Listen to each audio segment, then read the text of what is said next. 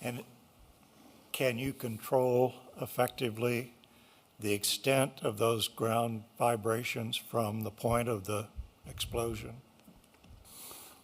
Yeah, it's a function of two things. It's a function of distance, and it's a function of the charge weight that you were just speaking to. In order to limit the charge weight, you would have to do a number of different things. You could reduce the hole size, the depth of the hole. The blaster from Buckley Powder already talked about the ledge being a certain height, the deposit that they're blasting for. So you can't really limit the depth of the hole. You could reduce the diameter of the hole. I believe they're already at the lower end of the diameter of that hole. I think it's a 3 or 3.5 inch hole. So there's not much there that they can do that way to control that. Okay. There was some discussion about limiting the size of the charge and possibly having more charges instead of, well, like one big one, having multiple smaller ones. Yeah. They do that already. Okay. So most aggregate operations across the country, it's not one big blast, it's actually a series of smaller blasts. So they drill holes at a certain spacing. Each one of those holes detonates milliseconds apart from each other. So it's kind of like a ripple fire effect that does help control ground vibration. So they already employ that at the operation. This is what I want you to tell us. I'm not sure that my commissioners understand that your caps are numbered. And the way you're supposed to do it, and the way I assume you do because of regulations, is that you use a 1 and a 2 and a 3 and a 4 and on down the row, and those all do not go off at the same time. That's correct. One will go off and so many milliseconds later, 2, and then so many. Most people don't understand that, but west of here, Ham is a great producer of crushed stone, and I have had a high school friend who has been a powder monkey for years working in a great number of quarries. So I know a little bit more about it, I think, than a lot of these people do. So I think what you said there at the last may help us to understand that it's not just one big boom, it's supposed to be a smaller series, or a series of smaller blasts, because they do not all go off in those drilled holes at the same time. Yeah. Am I right? Yeah, you're absolutely right. That's Thank you. correct. Are there any other questions for the applicant at this time? Vince, do you have?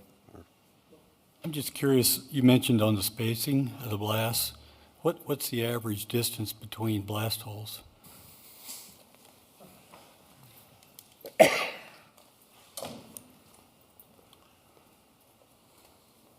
So you're asking the actual like physical distance in feet? Yes. Okay. So it's going to depend on the ledge depth. Okay. 5-foot ledge, it's probably 7-foot spacing. 20-foot ledge, we're about 12-foot spacing. I see. So the pattern will change.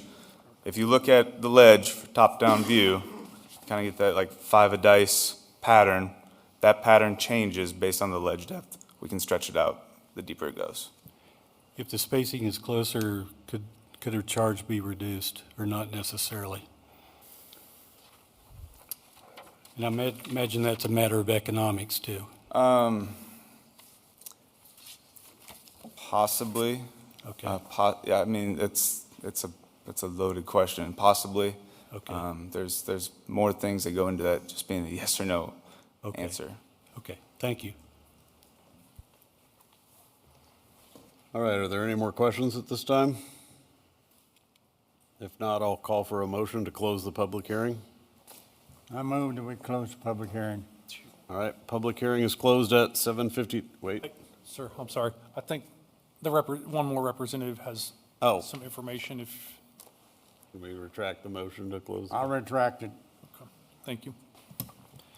Go ahead, sir. Thank you. I just wanted to address a couple things on the blasting.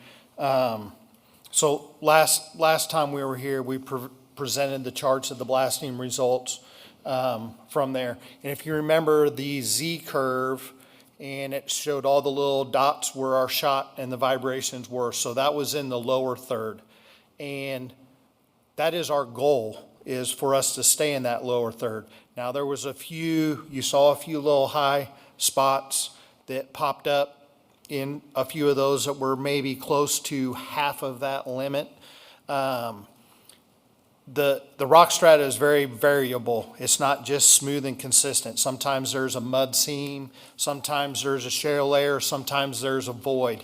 And those differing conditions can cause some of those vibrations in certain hertzes to go above and beyond. Our goal is to stay in that lower third, below that 33 hertz or 33 peak per second that they're asking for. That is our goal. But if we set our cap there, that gives us no room for error. No room for natural variation, no room for production. And so that's why we are sticking with what is federally and state recognized as the blasting limits. I also wanted to address the Ham quarry permit, which is the Ham over there, which is Olathe, that we owned for a certain amount of time. And there was a 2-year special permit where those blast limits were reduced. I did a little bit of checking and investigation during that time of that 2-year permit. I should tell you now that it's a 7-year permit and there are no blasting restrictions on there. So it is the same as what we're following, the state and the federal guidelines. Blasting is what they're doing at that quarry. When they had those reduced limits, they were redoing the railroad right next to the quarry and the crossing across 159th Street, or maybe that's Lone Elm, at the railroad crossing. And they were doing a bunch of deep excavations, and they were concerned about the excavations collapsing. And so they reduced that standard for that 2-year period. So I wanted to bring that up. Thank you. Shall we go with Ready the for a motion? I am absolutely, I move sir. we move that we close the public hearing. All right, public hearing is closed at 7:56 PM.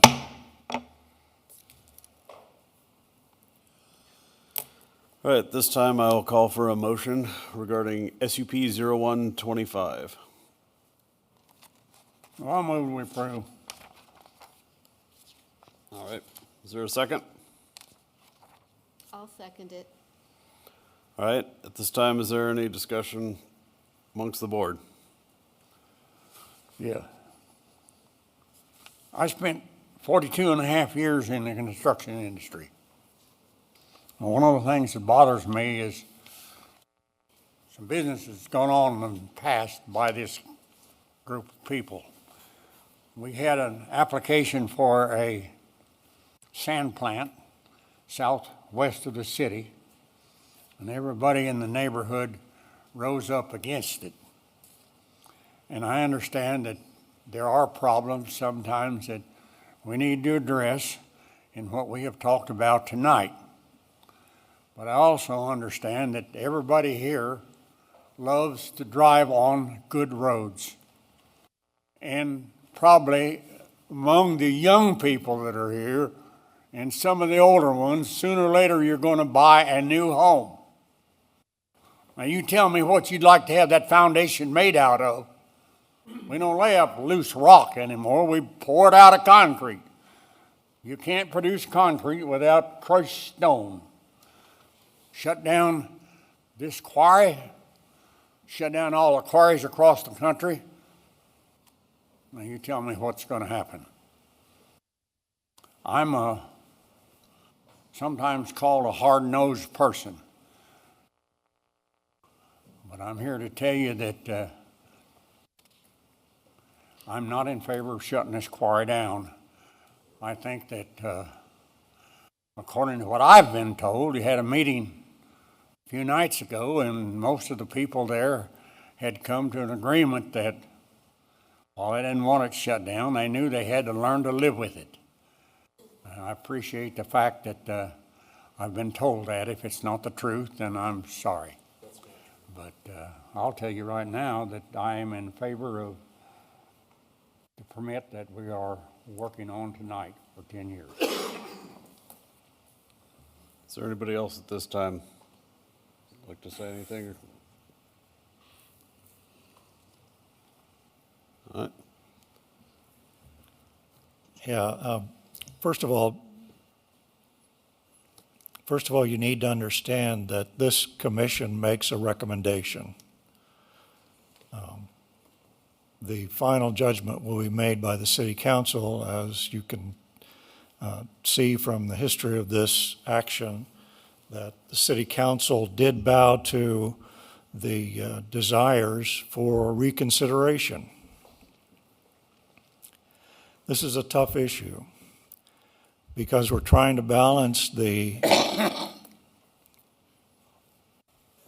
interests of the community as a whole and supporting commerce against the individual interests of property owners. I spent over 40 years in the appraisal industry, so I understand the value of real estate and what it means to homeowners. I can't, if I were God, I would suggest either the quarry buy out the homeowners or the homeowners buy out the quarry so that we don't have to deal with the issue. But I can't see either one of those things happening just because of the finances involved.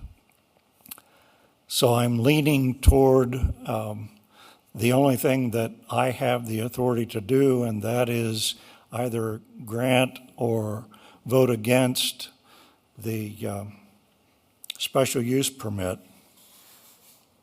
And I frankly don't see how the quarry can do anything to completely eliminate any property damage that might accrue.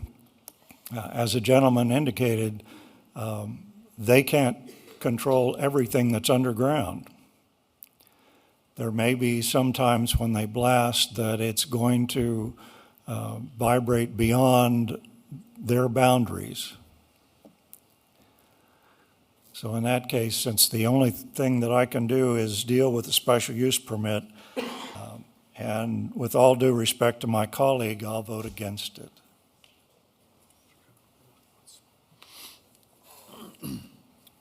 Thank you. All right, if there's nothing else, I'll call for a vote. All right. Mark? Okay. Mr. Mesmer, Yes. Ms. Neff, Yes. Mr. Bombardier, Yes. Mr. Clark, No. Mr. Cruz, Yes. Mr. Parika, No. Mr. Gebauer. Yes. Motion passes 5-2. This will proceed to the city council May 12th, correct? Yes, sir. For final action. So, at this point, I encourage you to contact your city councilors.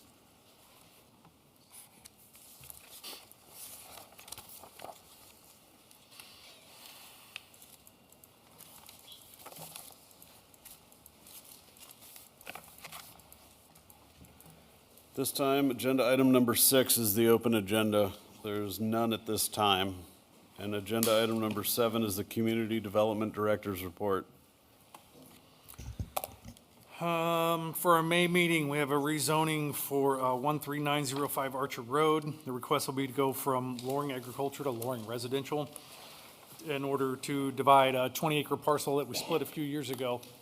Gentleman out there had got 20 acres. We went through the lot split process with that. He's owned it for a couple years now, and he wants to split it so he can sell 10 of that.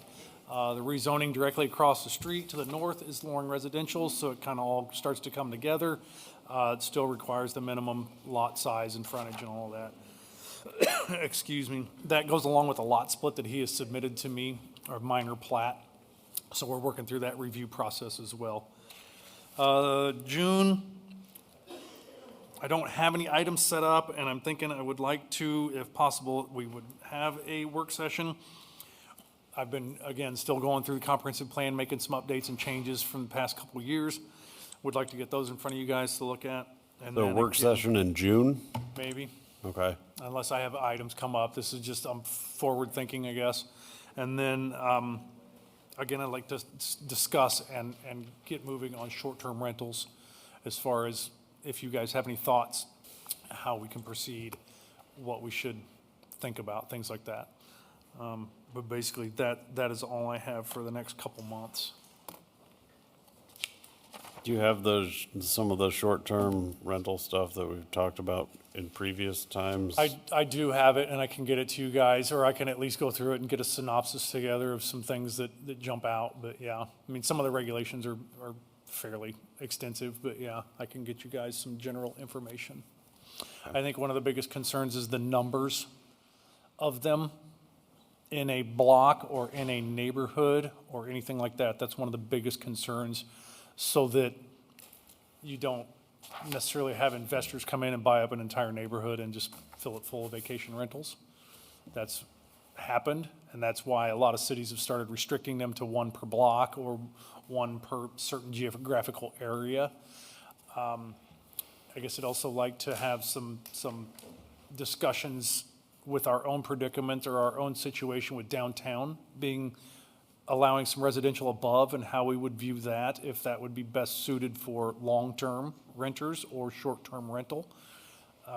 Again, you know, maybe it's per block or something like that, but these are regulations that I'm kind of thinking of. And then, of course, one of the biggest items that me personally is safety and inspections and how to go about those. But really, those are some of the biggest concerns. I've been contacted by a number of citizens that are interested in having short-term rentals.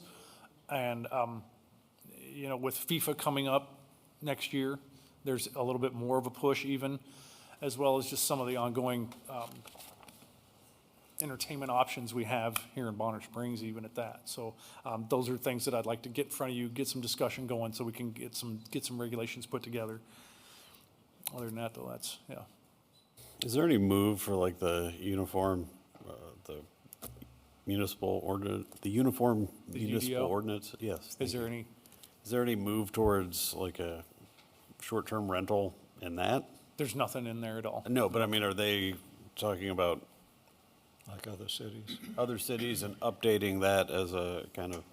No, I think some of the most recent ones that I'm aware of were a couple of years ago, KCK did their regulations. Prairie Village actually made them illegal. They don't allow short-term regulations at all. But that was due to, from what I got in some discussions with their city manager, was that it was due to their kind of lack of housing and how they didn't want all their housing to be taken up by short-term rentals. Prairie Village is kind of really landlocked by a lot of other cities with little option to grow, and I think that was something that they got concerned about. So they actually just, banned them, more or less. Some cities don't regulate them at all, which is not, that's usually where you get into your large parties and your big problems. So those are so many things that we have to think about. Did Paul leave? I don't know if he left or not, to I tell don't you the know. truth. I didn't think he was gonna be here. He had told me that he wasn't gonna be, and then surprised when I looked up there and saw him, so. He sent his evil twin with the mustache.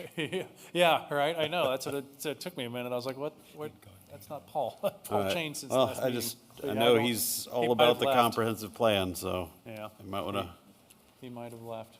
You I would think mentioned he'd be it, back in by now, but yeah. That's, I said, I didn't think he was gonna be here. He'd reached out yesterday or the day before and said he wouldn't be able to make it, so I didn't anticipate him being here. all right, does anybody have any questions for Mark?